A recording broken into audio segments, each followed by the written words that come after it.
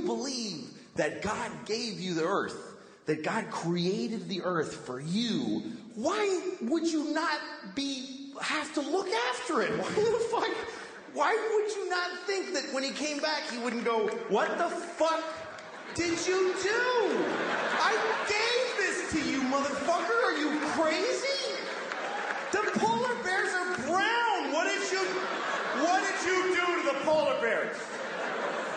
Did you shit all over every polar bear? Who did this? Who spilled this shit? Who spilled this? Come over. Did you fucking spill this? What is that? It's oil. It's just some oil. I didn't mean to spill. Well, why did you take it out of the fucking ground? Because I wanted to go faster.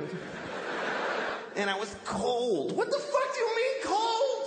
I gave you everything you needed, you piece of shit. Well, because jobs. I wanted. What is a job? Explain to me. What's a fucking job? You work at a place, and when people call when their game doesn't work, and you help them figure it out. What do you do that for? For money. What do you need money for? Food. Just eat the shit on the floor. I left shit all over the floor. Fucking corn and wheat and shit. Grab it up, make some bread. What are you doing? Yeah, but it doesn't have like bacon around it, and like I like when it has like bacon on it and bread.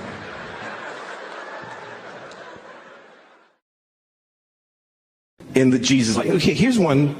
This is when he turned water into wine. This is his first miracle. This is John chapter 2, okay? Okay, and on the third day, there was a wedding in Cana of Galilee. And the mother of Jesus was there. And both Jesus was called and his disciples to the wedding. And when they wanted wine, the mother of Jesus saith unto him, they have no wine here.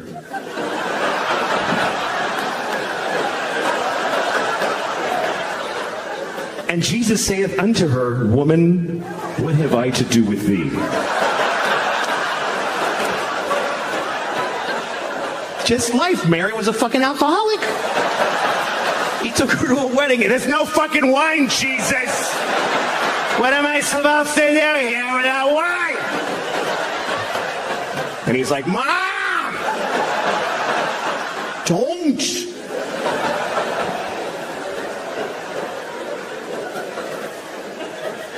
Anyway, you know the rest of the story is that Jesus, he's at the wedding, they had no wine. So Jesus went to the guy running the wedding and he was like, look in the water barrel.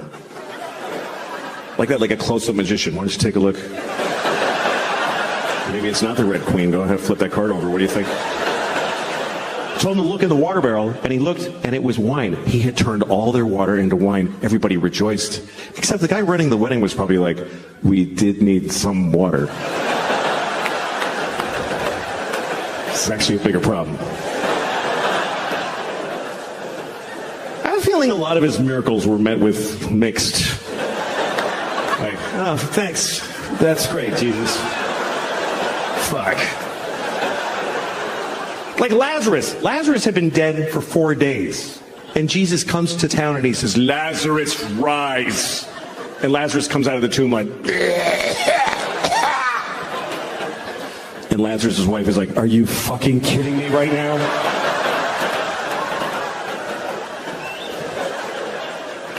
But so here's a story though I want to read to you.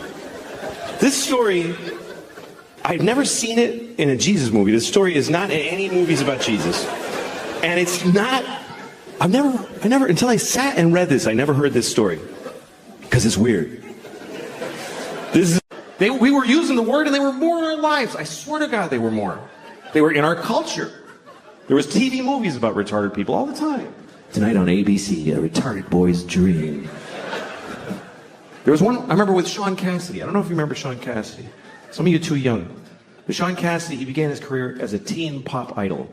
He was a 13-year-old boy with a very hit song called Da Do Run Run. And he had feathered blonde hair and juicy lips. And he's on the cover of Teen Beat magazine. And everybody liked Sean Cassidy because he was sexy. He's a sexy boy. I thought he was sexy. I thought he was really sexy. I was 6 years old. But I already had inappropriate sex feelings for teenage boys. when I was 6. I was an old soul. I was a pedophile when I was 6. I used to go up to teenage boys when I was 6, like, hey, how's it going? That kid's weird, he's got a boner. Anyway. Not anymore, I outgrew it, but no. I'm not sexually attracted to teenage boys. I'm not. But I don't not get it. I mean, I get it. I'm not like, what? Like, you can see it. Like, I was at an airport once, and I'm walking along where people walk in the airport, and there's these chairs facing the aisle, and there's this family sitting there, a mom and a dad and 2 teenage boys, and they're like just both sitting with their phones with their legs. They're wearing like these shorts. One had cutoff shorts, and one had basketball shorts. And they both just had their legs open because they don't give a fuck. Both legs just splayed, and then just smooth, you know, just very and I saw it. Didn't do anything to me. But I kind of wanted to stop and go, hey fellas, let's close that shit up, huh? You're not getting me, but I know you're causing a problem for somebody in this airport. Let's close it up. I did not say that. Otherwise I wouldn't be here. Anyway, let's return to the comfortable subject of retarded people, shall we? So Sean Cassidy. Sean Cassidy was a teen singer who then grew up. He was about 18. Now he was, old and gross. Nobody wanted to fuck him. So he started to act. And he had a movie on TV called Normal People, where he played a retarded man who wants to live a normal life. It was very inspiring, actually. And at one point, he didn't do like a big retarded character. He wore thick glasses. He talked like Elmer Fudd. That was the whole thing. So he goes up to the guy who runs the group home he lives in, and he says, I want to get a job. And the guys who runs it is like, Republican conservative. So he's like, you can't get a job. You're retarded. But then there's a liberal lady who works there, and she says, of course he can get a job. He's as good as anyone. So they let him get a job as the air traffic controller or whatever was available. And then he meets a woman who's also retarded who lives at the group home. He falls in love with her. It's a very nice love story. And he says, we want to get married. And the guy says, she says, but they're in love. So they get married. And then one day he says, we want to have a baby. And the liberal lady says, no fucking way. And they just shut them down right there.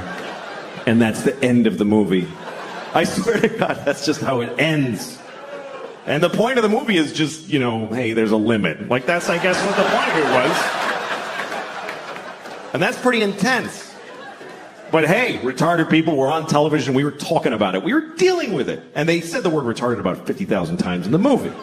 Now we don't say the word, and I don't see them anywhere. I guess that's my problem with it. And also, the word is not basically a bad word. It's a medical term. But it became a bad word because it's used as an insult, really. Not towards retarded people. Nobody does that. Nobody calls retarded people retarded to insult them. What would be the point of that? It would be like going up to a chair and saying, you're a fucking chair. Like, what are you doing? No.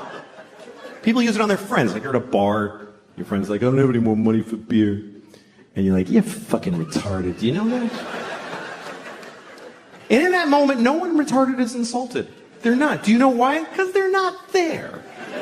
Because we don't include them in our lives. They're not at the bar. How many of you have a retarded drinking buddy that you hang out with? No, you take them to the zoo when they're little and then fuck them. This is what I find confusing about this thing, is that we told many generations of people that they were retarded. We told them that that's what they are, and they lived with it, and they dealt with it. And then we just decided it's a bad word. So did we tell them this?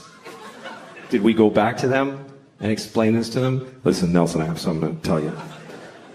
You're not retarded anymore. You mean I'm cured? No. No, we're not even working on it.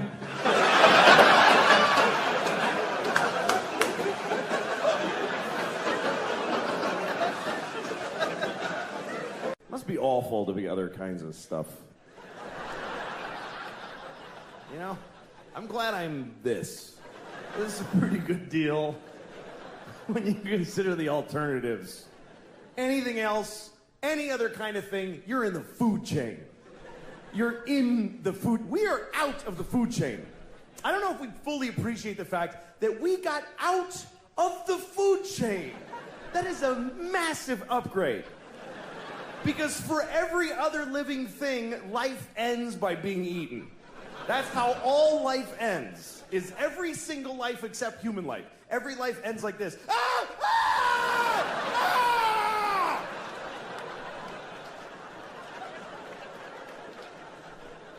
We're the only ones that get to just die old in a bed. Just, I love you. Bye.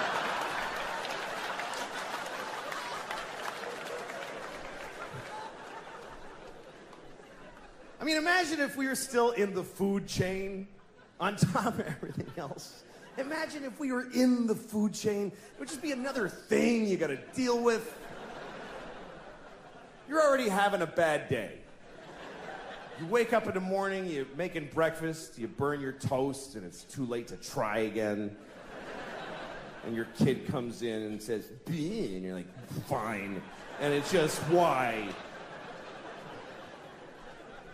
You get a thing in the mail that says that your phone's different and your mortgage is another company now. What? I don't get it. Then you're walking to work like, why do I even bother? Oh, shit. God damn it. There's always fucking cheetahs at the train station. Stop it.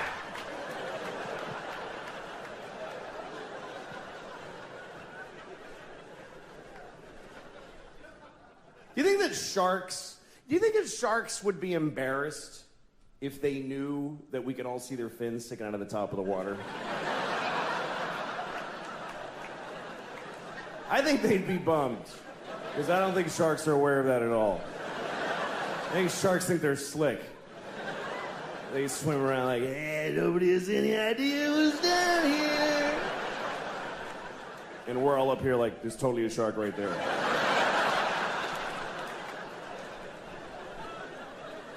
It wouldn't be fun being a predator either. If you're a predator, imagine if every time you're hungry, you gotta chase a guy who's running for his life. You gotta, come on, dude, shit, get over here. And just hold him down and bite his neck till he shuts the fuck up for a minute. So you can just sit there and eat his stomach before you go to work.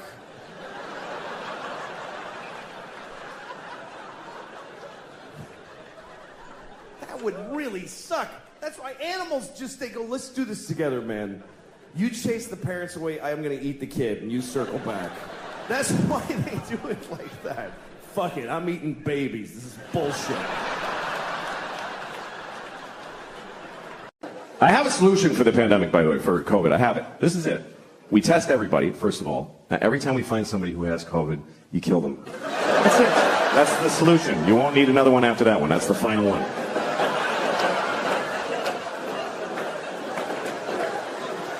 It's been pretty amazing to be alive during this thing, during COVID, because you're not going to see this again. And wow, did we learn some shit. That's really the things that teach you in life are things you never would have chosen to do for yourself. I mean, think about your life as far as it's been where you had the choices. Where you're like, I'm going to do this. I'm going to pursue this. It all goes to shit. Every bit of it. And even when it goes right, you're like, why don't I like it? It's what I wanted, but why don't I like it?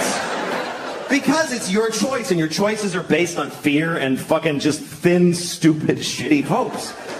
But when life just kicks you in the balls and you're like, oh, fuck, everything's different now, and it shows you shit you wouldn't have looked at otherwise. That's the great joy in it. And what I thought was really interesting about COVID, and still is that it's the first thing I've seen where everyone on Earth had the same problem. Every human being on Earth had the same problem. We never had that before. That's why we don't give a shit about each other.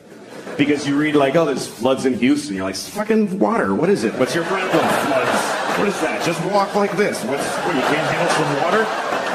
My basement floods. What the fuck? Who gives a shit? Like, he's on a canoe in the street. That looks like fun. Why is that an issue?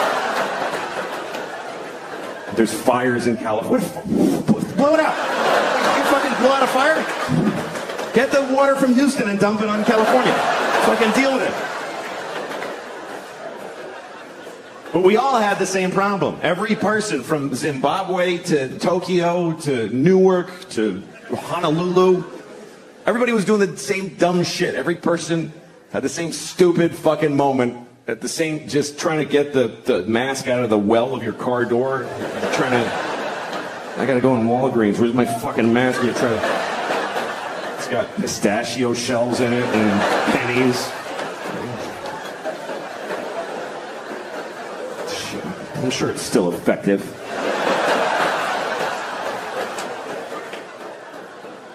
I actually like the masks because everybody looked nice. Everybody did. Because it's just their eyes. Eyes are nice.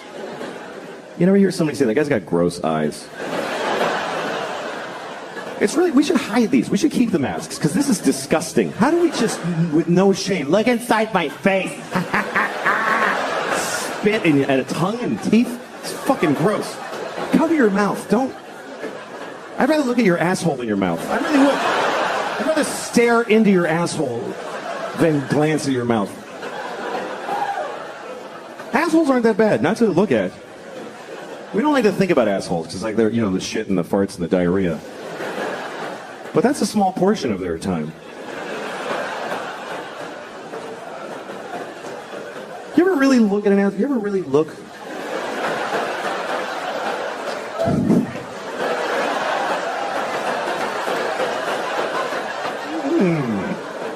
Once you see it, like, in nature, it's a little, that's all. That's your asshole. It's like, you know what it is? It's just an aperture. That's all it is. That's your asshole. It's like a camera shutter. That's all it is. I have been dating recently. Dating's not fun. Dating's horrible. Nobody wants to date. Even if you meet somebody and you really want to go out with them and they say yes, you're excited in that moment. But the day of the date, you're like, I don't want to fucking do this. I don't want to do this.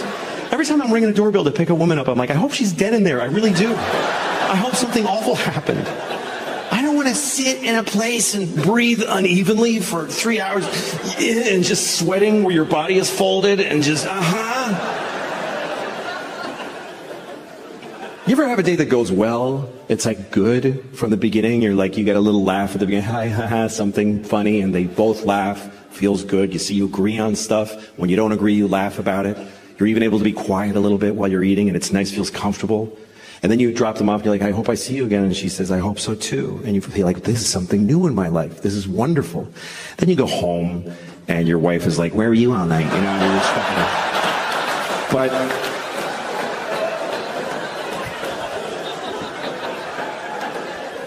But I'm older now. I'm divorced, and I still date mostly women who are younger than me recently, because that's who looks better. No, it's true. But I don't like I've always been with women my age or older. I was married to a woman a year older than me for 10 years, and that's always been the way there's some guys that have to be with a younger woman. There's cultures that believe the man should be much older. Like, there's religions that have like a formula, like take the man's age and subtract 10, and then whatever else you have to do to get to 12. Just solve for 12. But I didn't suddenly get interested in younger women. What happened was I got older and they got interested in me, because younger women like older guys. They just do this. The other part, nobody says. I don't do anything to get younger women. I just stand there like this. And they see me and they're like, that would be so weird to fuck that old guy. And then we get blamed. The older guy always gets blamed. You see an older man with a young woman, everybody's like, that guy's a pervert. No, she's a pervert. He's normal. He likes pretty women. She likes that. What the fuck is wrong with her? And they're weird. I was having sex with this woman, and she was about 35, and we're in bed. She starts calling me daddy. I was like, please don't, young lady. Please don't do that. She said, why does